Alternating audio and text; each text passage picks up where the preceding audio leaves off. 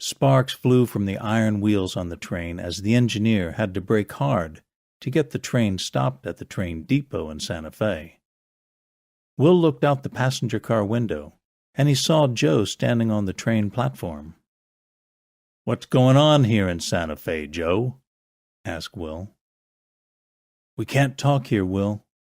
I got a horse for you from our horse ranch. We can load our gear and talk while we ride," said Joe.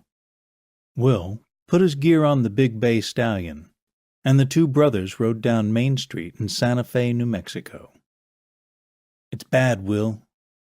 The territorial governor and 2 other men were abducted this morning, right off the street in Santa Fe. Douglas Pima, the Attorney General of New Mexico, sent a man to our grocery wholesale business to get me. I don't know much more than that right now.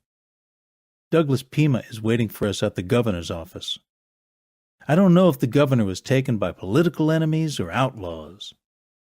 I don't know if there has been a ransom demand yet. The abductors had at least 3 groups of men working for them. I don't know what the sheriff is doing about the crimes, and I'm afraid the Army may get involved in this, and we certainly don't want the Army messing things up. I guess we'll find out what is happening when we talk to Douglas Pima," said Joe. Will and Joe were taken right into the governor's office to talk to Douglas Pima. Pima was the only man in the office. "I'm glad y'all are here because I sure do need your help.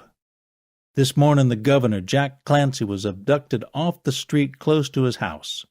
The governor's buggy driver picked up the governor at his house at 9 o'clock this morning. The buggy only got a few blocks from the governor's house when an armed man jumped into the buggy. The buggy driver is also the governor's armed guard, but the driver was taken by surprise. The buggy went a few blocks down the street and turned into an alley.